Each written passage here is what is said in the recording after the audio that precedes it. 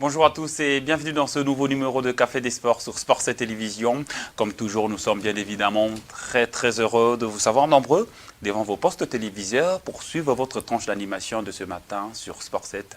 100% sport télévision. Et ce matin, nous allons parler de la Ligue des champions africaine de la CAF avec le résultat du match aller de l'AS Maniema Union qui a fait match nul le week-end dernier face à Ngenzi Platinum du Zimbabwe. Le match s'est joué à Lusaka en Zambie et l'équipe unioniste est déjà à Kinshasa pour préparer son match retour de ce dimanche face à cette même équipe ici au stade de Martyrs. L'équipe de Kindu va compter sur le public quinois pour aller chercher cette qualification en 16e des finales et bien sûr rencontrer le Petro Atlético de Luanda. Et pour la deuxième thématique, nous allons parler du début de championnat européen avec le Congolais, quelques internationaux congolais qui ont brillé le week-end dernier avec en l'occurrence Yohan Wissa qui a marqué contre Crystal Palace, il y a Edo Kayembe qui a marqué encore contre Stoke City avec un doublé et il y a Yannick Bolassi qui continue de faire briller, de faire parler de lui du côté de Brésil avec son club de Kurukiima. L'international congolais compte déjà 6 réalisations depuis le début de la saison. Et nous allons également parler de Noah Sadiki qui a été décisif ce week-end avec son club de l'Union de Saint-Gilloise. Et pour finir, nous allons parler du championnat national avec le réglage de quelques voilà, avec le préalable démarrage, avant le début de la nouvelle saison. Comme vous le savez, le championnat national va reprendre d'ici peu et nous allons essayer d'avoir quelques éléments clés par rapport à ce championnat qui va déjà débuter le mois prochain. Et pour ce faire, j'ai à ma droite Emeraude Kamba à qui je dis déjà bonjour. Bonjour Scott, bonjour à toutes les personnes qui nous suivent en ce moment. Et je suis très heureux de revenir encore une fois chez Sport 7 pour parler des actualités sportives, bien évidemment chez Café des Sports. Et à ma gauche, j'ai le réel plaisir de recevoir Aiglon Magloire Makessé, l'homme de machin, à qui je dis déjà bonjour. Bonjour Scott, l'honneur est partagé. Bonjour à Emeraude et bonjour à tous les téléspectateurs de Sport 7 Télévision. Merci Emeraude et merci à vous de continuer toujours à nous suivre sur cette émission Café des Sports, votre émission Nabino, émission Bolingara Mingi. Et d'entrée de jeu, nous allons déjà commencer avec ce premier sujet, la Ligue des Champions avec l'AS Maniema Union qui a fait le match nul le week-end dernier face à Ngenzi Platinum. C'était à Lusaka. Emeraude, tu as suivi le match. Comment est-ce que tu as d'abord fait ton analyse par rapport à ce premier acte entre Ngenzi et l'AS Maniema Union? Je dirais que c'est un résultat peut-être inattendu côté de Maniema Union. Mais c'est vrai, moi personnellement, je dirais que je ne m'attendais pas aussi à ce résultat sur le terrain. Déjà, après avoir vu différentes occasions pour Maniema Union, et j'attendais peut-être un but venir des parts et d'autres. Et moi, je dirais, je vais souligner en fait cette possibilité de transition à chaque fois qu'avait Ngenzi si il a le ballon. C'est vrai, ils ont l'habitude de les faire déjà même en championnat. Et ils ont un peu plus d'avance qu'à l'RDC sur le fait qu'ils ont déjà commencé le championnat alors que nous sommes dans des formalités. Et moi, personnellement, j'attendais à ce que je voie une équipe qui peut marquer de buts, une équipe aussi qui peut défendre comme ça a été le cas. Mais je ne remets pas en question les prestations, mais je suis en train de dire que ces joueurs récentes, ce qu'ils ont prodigué depuis ces dernières semaines, parce que Maniema Union sort d'une préparation qui a été très jouleuse avec bien sûr avec une préparation physique qui a été très intacte, très intense d'ailleurs, avec Papi Kimoto qui est excellent à la matière. Et sur terrain, ça s'est ressenti, ces côtés physiques qui étaient un peu chargés côté de ces joueurs. Il fallait un peu se libérer et de quoi attendre un peu plus de 2-3 matchs. Et je crois que sur les terrains, les joueurs ont ressenti cette émotion physique, ce côté physique qui était un peu plus intense. Et cela a permis bien sûr à ces joueurs de se dépouiller à chaque fois. Et moi, j'ai dit ces résultats, moi personnellement j'analyse, c'est un résultat piège, de telle sorte que je dis que c'est un résultat qui, lorsqu'il va se répéter ici en République démocratique du Congo avec des buts, Maniema Union sera éliminé parce qu'on sait qu'il y a la loi de but marqué à l'extérieur pour Ngenzi qui va être un peu plus favorable. Et je dirais aussi que cette équipe de Maniema Union a cette possibilité d'aller dans une compétition, mais il faut passer par ce genre de match. Et je crois que Papi Kimoto et sa bande ont compris que ça a été très important de pouvoir garder le cap déjà de le premier match, de cette entrée. Et ça a été le cas, ça a été bien sûr une possibilité de réussite. Je dirais possibilité parce qu'il y a un 0-0 que l'équipe de Maniema Union ne marquait pas et qu'il faut encore une fois partir sur la durée et puis marquer le but. De but possible et ne pas encaisser ici en RDC. Si ça sera aussi le cas, on va être optimiste. On va être optimiste.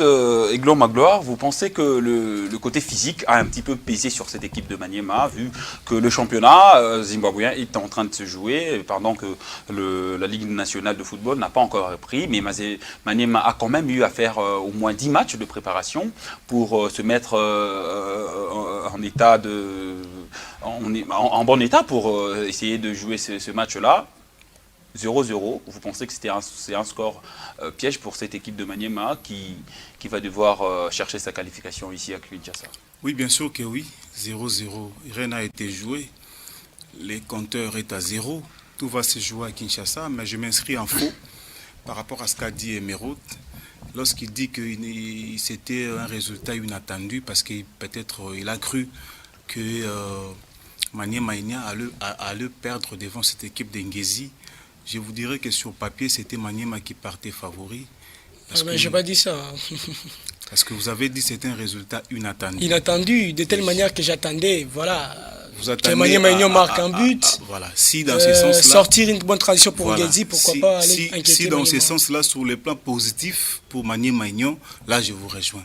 Mais si vous allez rester dans l'option de dire que non, voilà, et peut-être non, et je craignais à ce que Maniema puisse perdre ces matchs, là on allait déjà se séparer de l'entrée des jeux de cette émission.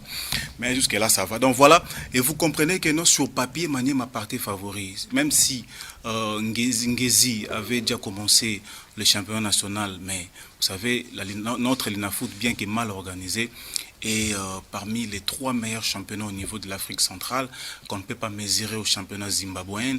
Et comme on dit, un match, lorsque vous ne le gagnez pas, il ne faut pas non plus le perdre. Donc Maniema a fait l'essentiel. Vous savez, Maniema a pris 6 semaines de préparation avant avec club, avant le tout-puissant Kleber Mazembe, pour se concentrer sur sa campagne africaine. Donc voilà, et en fait, ce que nous voulons pour les matchs retour, c'est la qualification. La qualification. Les matchs retour, ça sera à Kinshasa. Mais nous craignons, moi personnellement, je crains cet aspect-là du fait que Maniema ne jouera pas devant son public, Maniema ne jouera pas dans son fief naturel. Parce que là aussi, sur le plan mental, ça joue. En allant sur ce point-là, vous n'allez peut-être pas oublier que le match s'est joué à Lusaka, oui, en Zambie, c'est-à-dire même Ngenzi Platinum n'a pas joué sur ces installations. Bien sûr cela ne les a pas empêchés de faire match nul. Oui, du coup, Maniema va quand même jouer ici en République démocratique du Congo, oui, au contraire de Ngenzi qui a joué très loin de ses bases, donc très loin du Zimbabwe. Ils ont joué le match à Lusaka parce que le stade à Harare n'est pas homologué. Donc, si vous allez sur ce point-là de contexte de la population ou de supporters, oui, ça peut jouer aussi, mais le match va se jouer ici à Kinshasa, dans un stade où Maniema connaît très bien. Maniema connaît bien le stade des Martyrs, mais le stade des Martyrs n'est pas le fief de Maniema. V-Club connaît bien le stade Kibasa Maliba, mais le stade Kibasa Maliba n'est pas le fief de V-Club. C'est différent lorsque V-Club joue à Kinshasa au stade des Martyrs et que V-Club joue à Matadi au stade Lumumba. Mais sur ce point-là, l'équilibre est partagé, puisque Ngenzi aussi a joué à l'extérieur. L'équilibre est partagé, oui, mais c'est les matchs retour. Les matchs retour, nous avons l'avantage à 50% à l'équipe qui reçoit.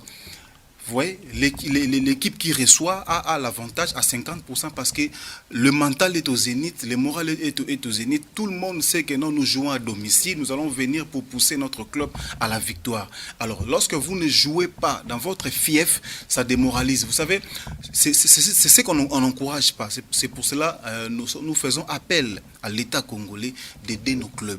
L'État doit aider les clubs parce que si le stade Joseph Kabila n'est pas homologué, parce que tout n'a pas été arrangé, tout n'a pas été mis en compte. Vous voyez, le stade Joseph Kabila n'est pas le stade de Maniema Union, c'est le stade de l'État congolais. L'État doit peser pour aider nos clubs à bien voyager, à bien survoler. Voilà.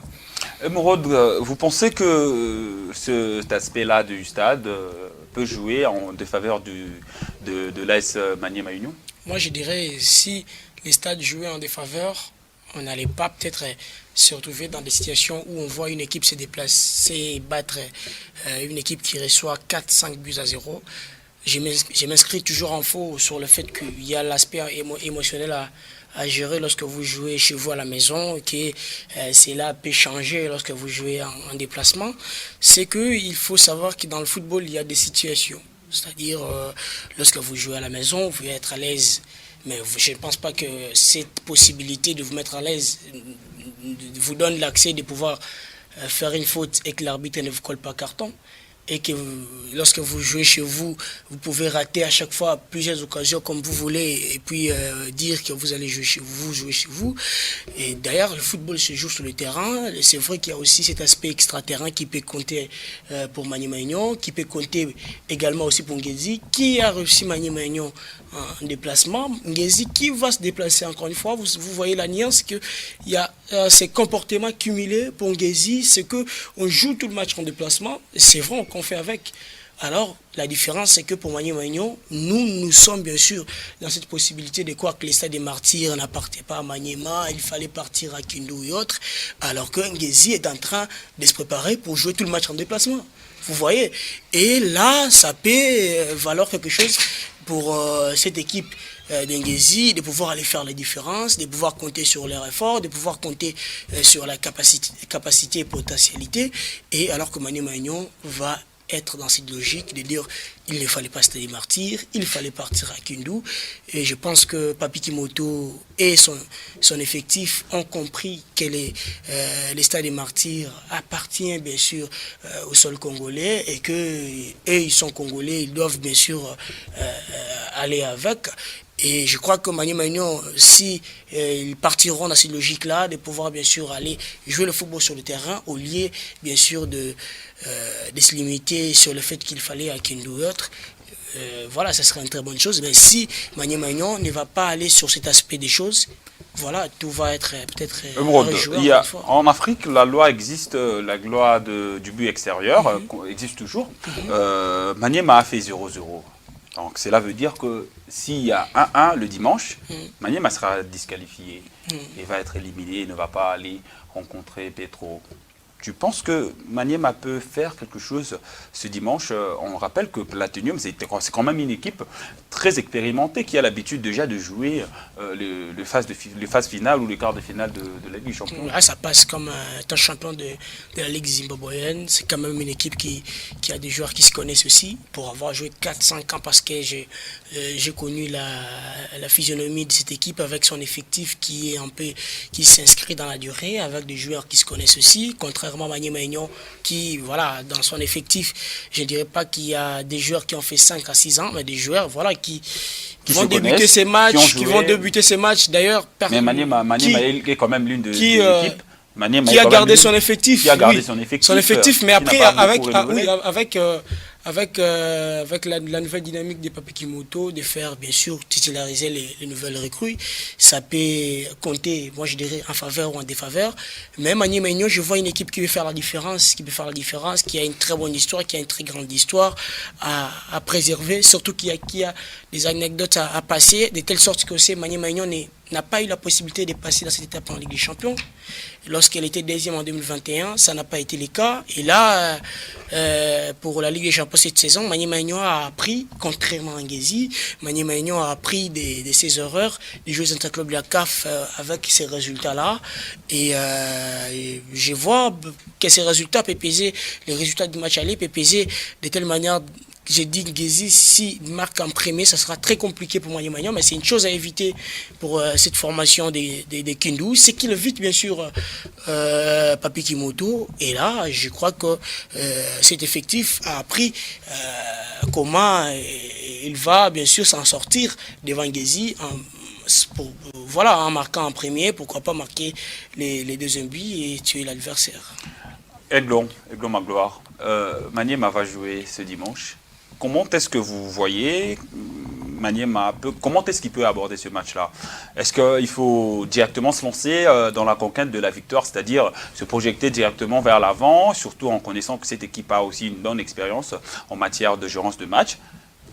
Comment est-ce que vous voyez Maniema aborder ce match retour contre Ngezi, tout en sachant que le match nul avec 2 buts va éliminer Maniema? Vous savez, le football a ses composants et le football se joue sur les détails. Nous avons la technique, nous avons la tactique, nous avons le mental, nous avons le plan physique aussi. Vous voyez, tout ça, c'est ce qu'on appelle les composants du football, surtout pendant un match.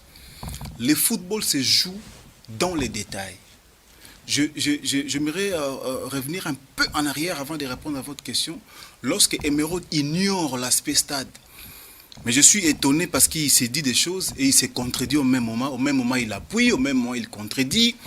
Si l'aspect stade ne jouait pas les rôles, Scott Lubila, si l'aspect stade ne jouait pas un rôle dans un match de qualif, dans un match si important ou des points ou des qualifs, entrer au Panthéon, Scott Lubila, les Congo-Brazzaville, les Diables Noirs, les Diables Rouges du Congo-Brazzaville n'allaient pas refuser de jouer au stade des Martyrs de Kinshasa. Sous prétexte, entre guillemets, que les Kinois auraient trahi les Brazzavillois au stade des Martyrs. Ils ont voulu perdre les matchs par forfait pour ne pas jouer au stade des Martyrs. Parce que le stade Massamba Débat n'a pas été homologué. Et au Maroc, 6 buts à 0 aussi, je vous dis, attendez. Au fait, les stades jouent un grand rôle. Raison pour laquelle on dit les supporters, c'est le 12e homme au gradin. Donc, il n'y a pas la même philosophie ou même physionomie du match lorsque vous jouez à domicile, dans votre fief, devant vos supporters. Et lorsque vous jouez ailleurs, ce n'est pas la même chose. C'est vrai que nous sommes au Congo. C'est vrai que Maniema va bénéficier du soutien des Kinois, des supporters des 20 clubs, parce qu'ils sont de la même famille. Les supporters de Dark Club Motema parce que nous sommes tous les Congolais. Nous voulons pousser nos clubs à aller de l'avant. Mais ça ne sera pas la même chose lorsque vous jouez dans votre fief à la maison. Il ne faut jamais oublier l'aspect stade. Sinon, la FIFA aurait organisé des matchs dans n'importe quel pays. S'il y a les matchs de la Ligue des Champions, répondez à ma question. Comment est-ce que Maniema va aborder doit aborder cette rencontre dans les moindres détails. Raison pour laquelle j'ai commencé par vous citer les composants du football, parce qu'en football, il faut tenir compte de ça. Il faut veiller sur le plan défensif, veiller sur les plans médianes, veiller sur les plans offensif, parce que je dirais Maniema Union a bien voyagé au match aller, mais il faudrait faire très attention parce que les attaquants n'ont pas marqué les moindres buts. Donc voilà, il faut travailler le physique des joueurs, il faut que le moral soit au zénith pour que nous puissions battre, quand je dis nous, je fais allusion aux Congolais, battre cette formation de Ngezi Platinum. Donc il faut aller dans tous les détails et pour que la qualif puisse être également de notre côté de la République démocratique du Congo. Avec ce score de 0 but partout sur une échelle de 10, Maniema a combien de pourcentage ce dimanche? Pourcentage, s'il faut sur une échelle de 10, on donne Maniema combien pour une probable qualification? Sur 10, c'est dimanche. Ouais. Maniema peut avoir 7 sur 10. 7 sur 10. Ouais. Qu'est-ce qui vous fait dire ça? Puisque vous avez tellement vous êtes tellement revenu sur le fait du stade. Voilà, 7 sur 10, donc Mais les Maniema est 3%, probablement... les 3% est volatilisé. Les 3% est volatilisé et consacré par l'aspect stade, l'aspect fief, l'aspect physique, l'aspect public. Vous voyez, et si nous restons sur les 7%, je resterai sur le plan technique, tactique, physico. Et pour accorder les 7% sur 10 à AS Maniema Union, vous voyez, parce que moi j'ai suivi les matchs à l'intégralité, du début jusqu'à la fin. L'équipe de Kindu, les unionistes ont présenté quand même du beau football. Moi, il allait même gagner ces matchs. Merci beaucoup. Et Emeraude, sur une échelle de 10, Maniema à combien? Ah ben c'est partagé, je dirais 5-5. Pourquoi? Parce que le football c'est 50-50. Non seulement le football c'est 50-50, Guézi a prouvé qu'il peut tenir sa cage inviolée pendant 90 minutes et qu'il peut encore une fois le faire ici, surtout qu'on évoque cet aspect stade. Mais je ne vois pas une équipe de Maniema Union qui sera peut-être éliminée. Tenu un échec, un résultat, ça peut arriver. Mais si je vois le Popo qui a réussi, bien sûr, des adversaires ici en match de la Coupe de la Confédération, ça a été une réussite ici au Stade des Martyrs, notamment face à Sagrada Esperança. Et l'année d'après, ça n'a pas été le cas parce que l'élimination est passée ici au Stade des Martyrs. Et oui, ça peut jouer ou déjouer de votre faveur si vous jouez à la maison ou en déplacement. Merci beaucoup. Nous allons directement passer à notre deuxième thématique du jour avec le retour de la saison européenne. Comme vous le savez, les championnats européens ont repris leurs droits depuis le week-end dernier pour la plupart des championnats.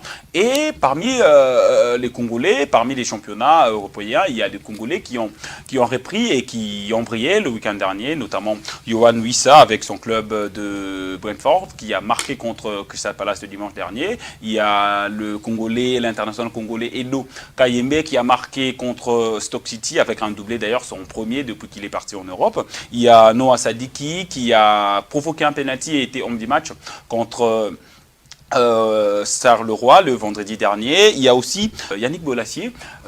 Yannick Bolasie continue toujours de jouer au football. À la grande surprise de tout le monde. Là, vous pensez que Yannick peut encore avoir quelques temps à faire avec l'équipe nationale de la Non, je ne pense pas parce que moi j'ai toujours été contre ces genres de discours, j'ai toujours été contre cette possibilité à empêcher les jeunes à pouvoir travailler parce que Yannick Bolasie fait partie des légendes de la sélection. Je dirais il a fait sa part, il a fait son temps, il doit laisser bien sûr les bâtons aux jeunes de pouvoir faire les travails. Mais des jeunes qui sont très ambitieux, on peut mélanger, on peut prendre les jeunes et les vieux, les mélanger et ensuite faire quelque chose de bien. C'est pour ça que j'ai toujours été contre cette possibilité à étouffer un tout petit peu les jeunes à pouvoir travailler parce que l'arrivée de Yannick Bolasie pèse sur le terrain et en dehors du terrain. Et voilà, ça pèse un tout petit peu aussi sur la carrière de ces jeunes qui ont envie bien sûr de venir au sein de ces sélections, qui disent des passages qu'il y a déjà un vieux de la sélection qui va revenir, que moi j'ai pas ma chance, et que si les sélectionneurs titularisent un, ne le fait pas jouer l'autre, ça va être encore une fois des discours en dehors du terrain, et c'est d'ailleurs ça qui fait cet état de discours, de diverses possibilités à la sélection. Je vous rappelle que le retour de Max Alain Grader a étouffé à certains jeunes ivoiriens de pouvoir faire les travaux. Mais ça ne l'a pas empêché, de faire une très bonne CAN. Ça n'a pas empêché. Et il est parti avec honneur. Ça n'a pas empêché à la Côte d'Ivoire de remporter cette Coupe d'Afrique des Nations. Et il a été décisif, Max Alain. Mais après, il y a toujours cette possibilité, il y a toujours cette manière de pouvoir croire parce qu'il y a eu un jeune qui a commencé le match, qui a commencé le premier match, qui après le deuxième match, le troisième match, n'a pas débuté le match parce qu'il y a eu Max Alain Gradet qu'il fallait titulariser. Ça donne bien sûr cette possibilité de ne pas avoir la confiance lorsque les jeunes et qu'on a envie de continuer avec la sélection. Et il faut toujours à chaque fois rajeunir la sélection avec des joueurs qui peuvent bien sûr opter pour certaines nationalités. La RDC a toujours eu ce problème. Il y a d'autres jeunes qui partent en Belgique, en Russie et autres, parce que vous en sélection, avez la possibilité toujours de de faire revenir et à chaque fois des vieux de la sélection qui, moi je dirais, ont fait leur temps et qui doivent laisser la place aux autres. Laisser la place aux autres. Aiglon Magloire, est-ce que vous partagez le même avis? Et surtout que nous avons dans cette sélection-là des jeunes comme Yohan Wissa qui a marqué lors de cette première journée de Première Ligue avec son club de Brentford, qui a marqué contre Crystal Palace le dimanche dernier et c'était le but de la victoire. Tu penses vraiment qu'on peut donner cette sélection, les clés de la sélection à Yohan Wissa aujourd'hui avec l'aura qu'il a actuellement, tant avec son club qu'avec l'équipe nationale de la République démocratique du Congo? Oui, Wissa a délivré son club de Brentford le week-end dernier, en délivrant une passe décisive et en marquant le but de la victoire, sauf Silas Kantompa qu'on n'a pas évoqué ici, qui a porté le malheur de son club parce qu'il a manqué les 5e et dernier penalty qui a causé du tort à son équipe. Vous savez, Scott, dans l'équipe nationale, il y a ce qu'on appelle les quotas.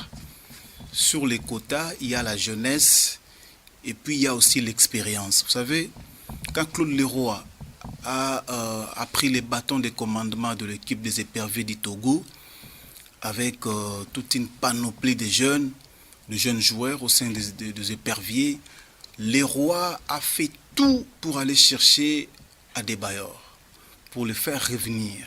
Là, je parle de la CAN Gabon 2017. Les Léopards de l'RDC éliminés en quart de finale par les Ghana 1-0. 2-1, voilà. Donc, ça dit que Claude Leroy est allé chercher Emmanuel Adebayor pour l'expérience. Vous voyez? Donc, moi, je trouve pas mal si aujourd'hui on sélectionne un joueur au sein de l'équipe nationale des Léopards, par rapport à, je ne sais pas, si aujourd'hui il est performant, il peut être sélectionné. C'est plutôt qui Yannick Bolasie aujourd'hui. Vous savez, l'équipe nationale, on dit l'équipe nationale, c'est pour les meilleurs 10 moments. La place à l'équipe nationale, c'est d'abord l'objectif, c'est pour les meilleurs 10 moments. C'est pas parce qu'il joue en Ukraine, parce qu'il joue au Brésil, parce qu'il vit son âge, non. C'est d'abord par rapport à la performance. Qui sont performants pour les moments? On va d'abord citer les joueurs qui sont performants et après la performance, on va maintenant voir l'équilibre au sein de l'équipe.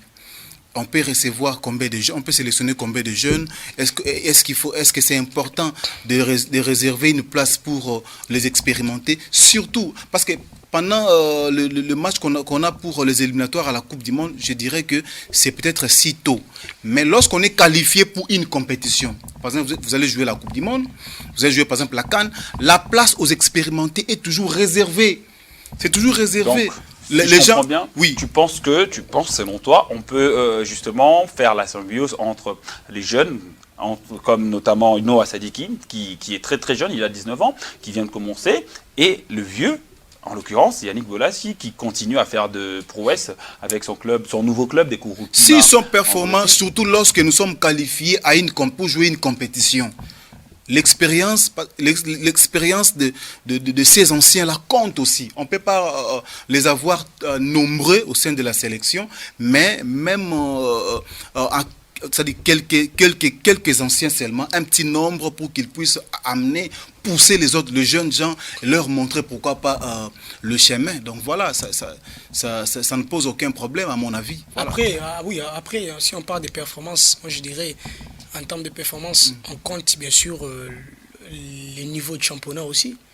Parce que si on parle de performances ici en RDC, il y a aussi des jeunes qui étaient performants. Je parle de Lipanzou par exemple, Kevin Mondeko, Philippe Kinzumbi et autres qui ont été très performants dans le championnat et qui n'ont pas été sélectionnés. Cédric Mabouat a été sélectionné en 2015. Il jouait dans quel championnat? Les problèmes avec l'équipe nationale, ce n'est pas seulement les performances qui vous passent bien sûr en priorité.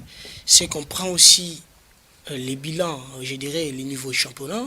On prend aussi les derniers matchs. Exactement. Quand vous parlez du bilan, quand vous parlez du championnat, c'est-à-dire vous faites allusion à la performance. La performance du joueur. Trésor Loa, une fois sélectionné, il jouait où? La performance passe aussi au niveau du championnat. Exactement. Je parlais de ce championnat ici en RDC à qui on n'a pas sélectionné des jeunes, mais je ne pense pas qu'on aura 3 numéros 11 dans ce poste-là, 3 ailiers dans ce poste-là qui jouent dans le championnat européen, qui jouent dans les grands clubs, qui font des exploits.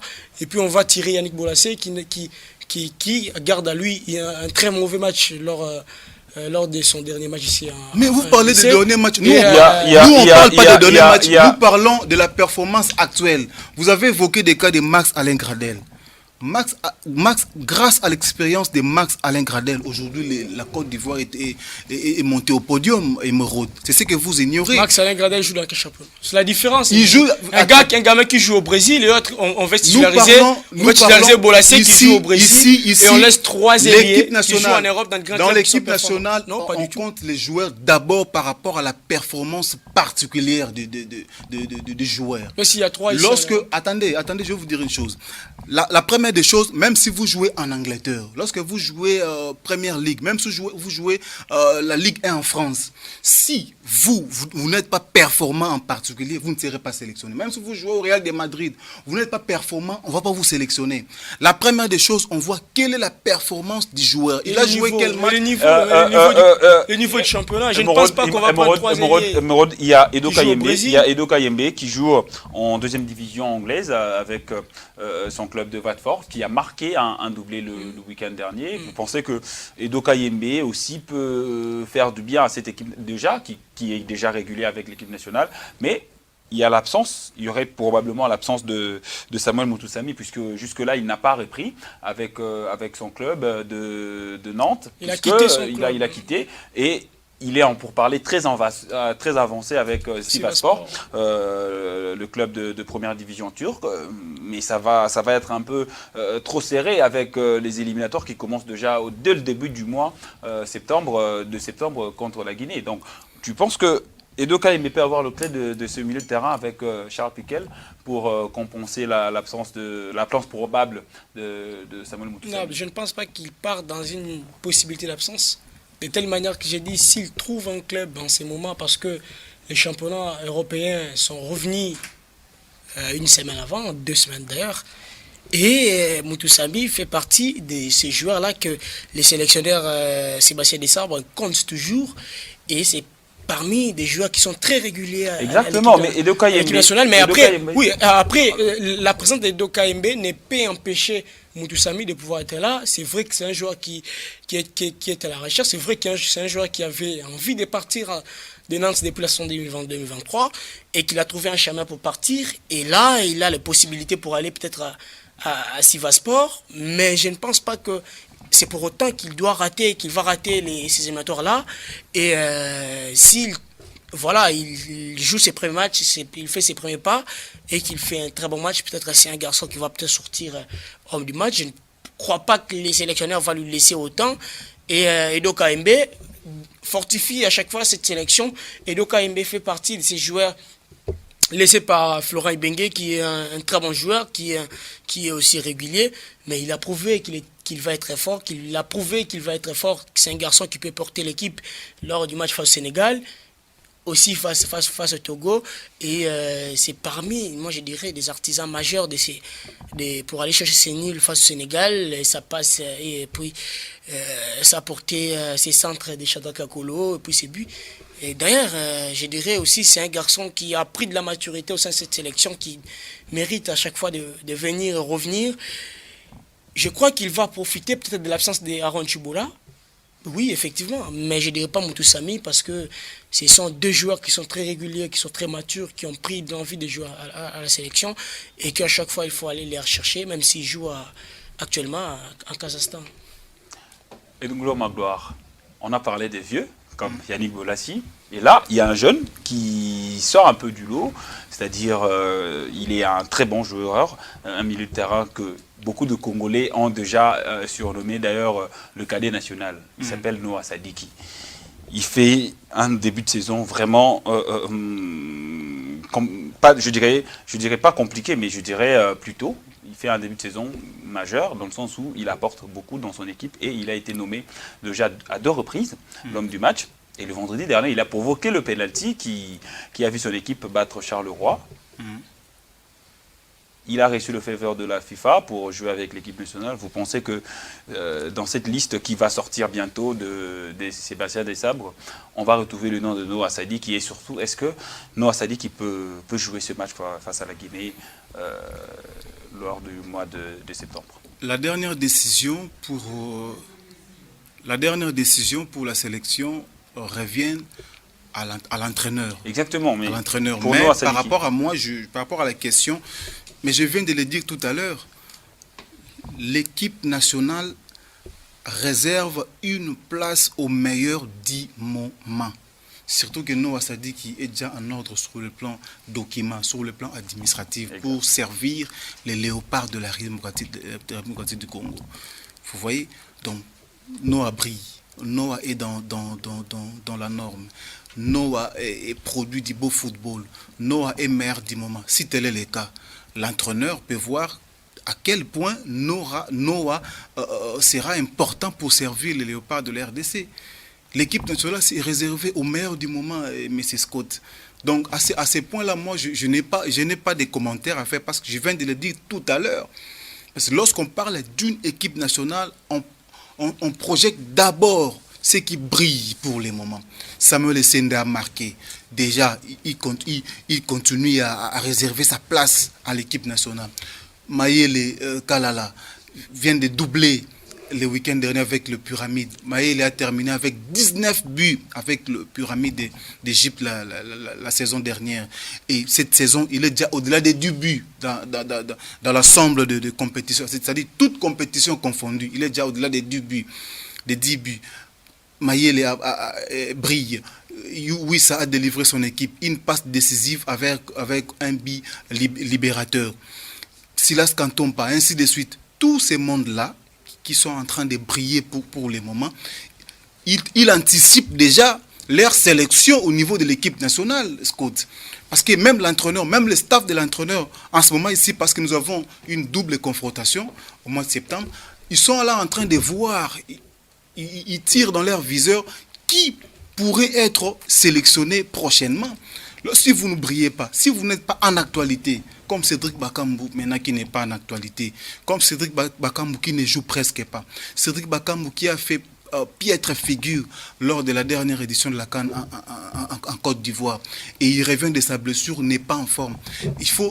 Faut-il les sélectionner? Moi, je pense que non. Vous voyez? Donc, on ne parle même pas de Cédric voilà, Bakambu, on ne parle pas même pas de lui, mais il y a certains confrères. Il est en phase de retour. Il y a certains confrères à la télévision. Il y a certains confrères à la télévision qui pensent que Bakambu serait au conditionnel sélectionné. Non. Vous voyez, on réserve pour les meilleurs du moment. Emeraude, il y a la liste qui se profile à l'horizon. La liste de Desabre va probablement être rendue publique d'ici la fin de la semaine ou le début de la semaine prochaine. Vous pensez qu'il y aura une surprise ou on va faire avec le même, surtout que nous connaissons le cas de Mbemba actuellement qui connaît une situation vraiment compliquée avec son équipe de l'Olympique de Marseille. Comment est-ce que vous voyez cette liste et comment est-ce que Mbemba peut figurer dans cette liste? Vous pensez que Mbemba peut justement être dans cette liste avant de boucler complètement et de passer à notre troisième thématique? Je crois que Mbemba, c'est un capitaine de l'équipe, c'est un joueur qui porte le léopard. Et là, en cette période extra-terrain, je ne crois pas que ça en profite à l'équipe du Marseille, non plus à l'équipe nationale.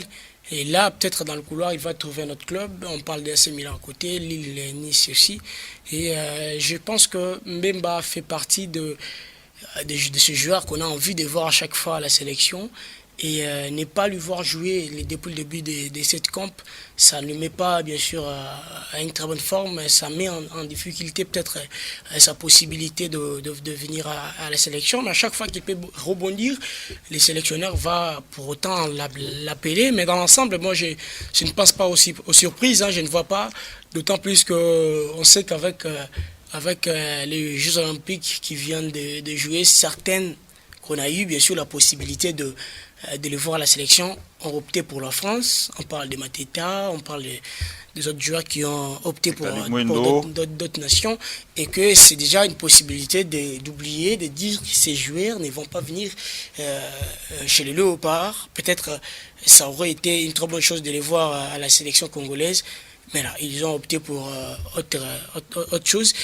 Et je ne pense pas aussi qu'il y aura des surprises, parce que ces joueurs-là qui reviennent bien sûr de ces matchs face au Togo, qui reviennent bien sûr de ces nuls face au Sénégal, la majorité sont performants, ont débuté la saison.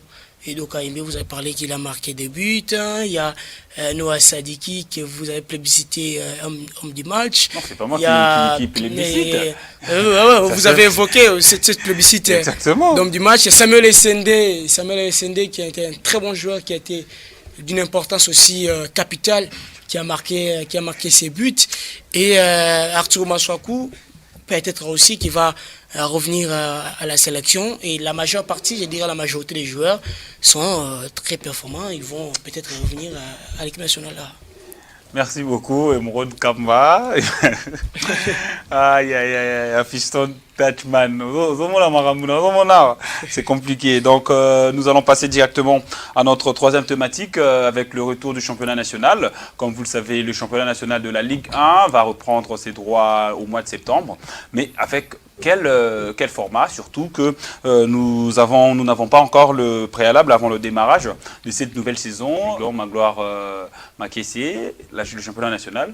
On a quelques soupçons qu'on va d'abord changer le nom. Et comment est-ce que le championnat va répondre pendant que nous n'avons pas encore les calendriers? Il y a quelques semaines, on a pris cette décision de pouvoir faire les assemblées générales dans tous les clubs.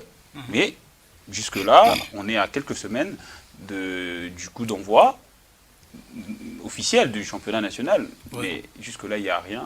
On ne sait pas dans quel format ça va se jouer, mais il y aurait de bruits du couloir qui font en sorte que nous apprenions que il y aurait 26 clubs. On va ajouter 6 clubs cette saison dans cette phase de l'INAFoot qui va se jouer la saison prochaine. Comment est-ce que vous voyez, d'abord avec le format qu'on a connu la saison dernière et surtout qu'avec le nouveau naming de cette saison? Oui, moi je pense que nous précipitons les choses avec les championnats nationaux. Vous savez, Scott, les championnats nationaux, c'est le miroir du football congolais. Quand on parle de la LINAFoot, nous avons des joueurs qui nous produisent du football, qui symbolisent le football au pays. Mais j'ai des larmes aux yeux, la façon dont les organisateurs, les dirigeants font du méli-mélo, font des choses à la va-vite. Et ils sont en train de tuer le football congolais de plus en plus. Comment est-ce qu'ils font les choses à la va-vite? Ils font les choses à la va-vite parce que nous demeurons dans la saleté. Vous voyez? Donc on doit tout balayer d'abord avant de reprendre les championnats. Qui diffuse le championnat national pour les Congolais? Chris Production. Qui finance Chris Production? Les gouvernements congolais financent du pays. Quels sont les matchs diffusés par Chris Production? Est-ce que c'est tous les matchs? Non, quelques matchs seulement. Qu'est-ce que les clubs bénéficient? Quelques matchs seulement. Vous suivez tous les matchs de la foot? La majeure des rencontres. Mais Emeraude, je ne te comprends pas. Au même moment, tu dis la majeure des matchs, des rencontres. À même moment, tu Continuez avec votre débat. Tu boycottes que ce n'est pas tous les... Mais je dis quelques matchs, ça veut dire qu'on ne diffuse pas tous les matchs. On dirait qu'on diffuse 4 sur 20. Bon, ça va. Est-ce qu'on diffuse tous les matchs de la foot? On peut diffuser tout le match. Après, moi, je pense que ces problèmes, c'est technique. Ce n'est pas les problèmes de l'État que vous devez en prendre sur les charges. On n'a pas la parole. Lorsque vous êtes financé pour diffuser le championnat national. Est-ce que vous avez suivi les processus financiers de l'État chez Chris Production? Je vous donne l'information. Je sais que tu n'en as pas. Je t'informe aujourd'hui que Chris Production est financier. Ça va? Et malheur, est financier au début à la fin. Attendez. Malheur à nous, nous n'avons pas tous les matchs. Le club ne gagne absolument rien. Vous voyez? Alors, si nous allons au niveau des autres aspects. Je parlerai de l'aspect voilà, je parlerai de l'aspect management. Le championnat n'est pas vendable. Je parlerai de l'aspect sécurité. Il n'y a pas une bonne sécurité dans des matchs de la Ligue Foot. Je parlerai de cas d'arbitres kamikazes. Je parlerai de cas. Il y a beaucoup de choses que la Ligue Foot doit d'abord améliorer avant de lancer les championnats. Et aujourd'hui encore, pendant que nous souffrons de cette grande maladie, mais il y a on des nous ajoute clubs encore. Qui sont engagés dans des compétitions africaines qui doivent être. On nous ajoute encore. On nous ajoute encore cette histoire d'ajout de clubs. On passe de 20 à 26 pour favoriser, d'abord pour fragiliser le championnat national et pour favoriser les maillots faibles du championnat. Entre autres, le dernier club Motema Pembe maillot faible, Sangabalende maillot faible, avec l'objectif de les ramener au niveau du championnat national parce qu'ils ne méritent pas. Vous voyez, l'équipe qui était dans le championnat national, qui devait descendre en Ligue D, il ne va pas descendre parce qu'il y a tellement les quotas, il y a de la place. Je vais vous parler de l'AS Vita Club. Nous sommes en 2004-2005. 2004-2005. J'étais déjà journaliste sportif. V Club descend en Ligue 2. V Club jouait au terrain municipal de Bandalungwa. V Club jouait à Lemba. V Club jouait à Matete, par-ci par-là. Pourquoi? Parce que V Club n'a pas mérité au niveau de Ligue 1. L'équipe a été ramenée, a été rabaissée au niveau de la Ligue D. C'était normal, parce que V Club était puissant. Son niveau n'était pas égal à ceux qui étaient au niveau de la Ligue D, dans les terrains zélotiques, comme on dit dans les termes quinois. V Club donnait de 6-0, V Club donnait de 7-0, V Club gagnait largement des matchs au score. Et après, V Club est sorti champion et V Club a repris son niveau. Mais pourquoi aujourd'hui, quand Motema ne mérite pas, quand Samba ne mérite pas, quand les autres clubs ne méritent pas, il faut créer des techniques, des formules pour les maintenir au niveau du championnat d'élite qui est réservé aux équipes qui méritent. Il faut laisser la place à ceux qui méritent. Donc voilà, je dirais en bref, on n'est pas prêt pour relancer le championnat pendant qu'il y a encore beaucoup à faire, il y a encore beaucoup à arranger. Voilà. Emeraude Kamba, vous pensez que le championnat n'est pas encore prêt pour reprendre, ou le club engagé dans cette phase de la Ligue Foot de la saison prochaine doivent encore attendre, ou qu'est-ce qu'il faut faire pour faire le démarrage de ces championnats, et surtout qu'il y aurait que le naming va changer et qu'il y aurait un peu plus de moyens cette fois-ci pour essayer de permettre à ces championnats de vivre et de pouvoir faire gagner le club aussi en termes financiers. C'est ce qu'on a entendu. Hein. On aurait entendu qu'il y aurait un sponsor, on aurait entendu qu'il y aurait le début du championnat, mais il faut attendre les bons moments. Il faut attendre les bons moments pour juger, il faut attendre les bons moments pour tracer, même si on parle de 26 clubs dans le couloir, mais ce n'est pas encore officiel. Et pourquoi 26? Parce qu'il y a certaines équipes de Ligue D qui ont fait un très bon championnat, qui doivent bien sûr rejoindre ce championnat, et qu'il y a d'autres réussis en Ligue 1 qui méritaient de redescendre en Ligue D, qu'on ne trouve pas de crédit de pouvoir les mettre en Ligue D, parce que la Ligue Foot veut stopper l'hémorragie. C'est-à-dire l'organisateur veut stopper l'hémorragie. Quelle hémorragie? L'hémorragie administrative, l'hémorragie de ce qu'on a vu la saison d'avant. Il y a certaines équipes qui ont introduit des réserves sous prétexte que DSMP n'a pas eu de joueurs fraudulés qu'il faut les faire descendre. Mais je ne suis pas contre cette démarche. Je ne suis pas contre cette démarche de pouvoir mettre DSMP en Ligue 2. Mais après, l'organisateur va s'interroger pourquoi il a laissé dans le club Motema Pembe jouer avec ces joueurs qui n'étaient pas du tout éligibles. Là, la faute va revenir à l'organisateur. Maintenant, pour départager les parties prenantes... Avec tous ces imbroglios-là qui font en sorte que le championnat... Aiglon vient de soulever le point de management. Vous ne voyez pas qu'avec tout ça, le championnat sur le plan marketing n'est pas aujourd'hui comparable peut-être au championnat tanzanien ici en face, parce que la Tanzanie aujourd'hui attire des sponsors. Les championnats tanzaniens arrivent à être diffusés dans des pays comme l'Afrique du Sud, comme l'Égypte, comme la Tunisie. Le championnat tanzanien est diffusé. On est dans une démarche de reprise. moi je dirais on est dans une démarche de reprise parce que la Lina Foot vient de loin avec 3 saisons qui n'ont pas été jouées jusqu'à la fin. Et c'est pour la saison d'avant qu'on a eu un championnat jusqu'à la fin, la phase des playoffs, la phase des playdowns. Il faut attendre, il faut ne pas être rigoureux, il faut attendre, il faut être patient. Moi, je crois que les choses vont revenir à la normale.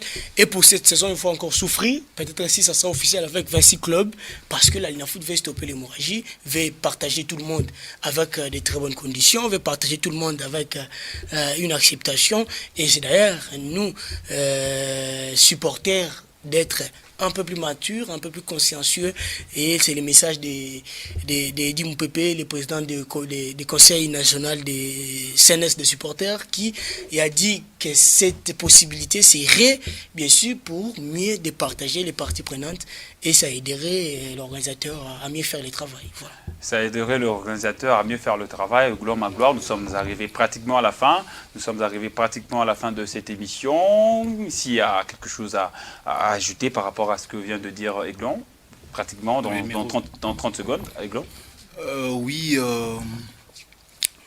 mieux vaut, moi j'aimerais qu'on puisse revenir encore aux années antérieures, parce que vous savez, avec notre championnat national, vers les années antérieures, même si l'organisation n'était pas du tout bien à 100%, mais quand même, c'était quand même un peu bien par rapport à ce qu'on voit aujourd'hui. Parce qu'aujourd'hui, même si le club joue contre Motema Pembe, même si on laisse les stades vides, les stades ne seraient jamais archi-combles. Donc c'est pour vous dire que non, il n'y a plus de la beauté du football aujourd'hui au niveau du pays. Il n'y a plus de la beauté du championnat national au niveau du pays. Là, vous découragez encore les gens. Donc ça veut dire, non, je ne décourage pas. C'est ce qui se passe aujourd'hui.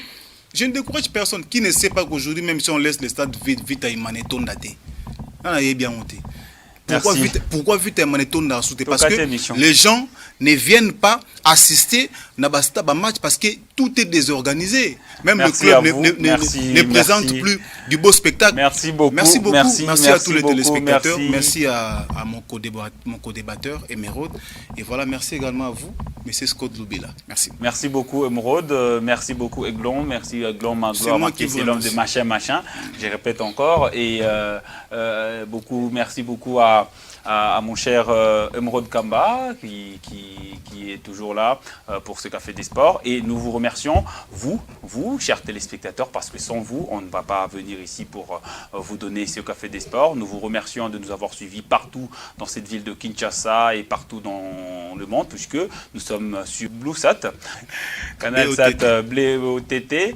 Et nous vous remercions de nous avoir suivis. Et on se donne rendez-vous demain avec le même plaisir, avec une autre équipe de la présentation. Quant à moi, je vous retrouve prochainement avec le même plaisir et surtout, restez toujours branchés sur Sport 7 Télévision. Et je salue Maman Chantal Mbouyi Tchibangou. Maman, je t'aime beaucoup et force à toi. Merci.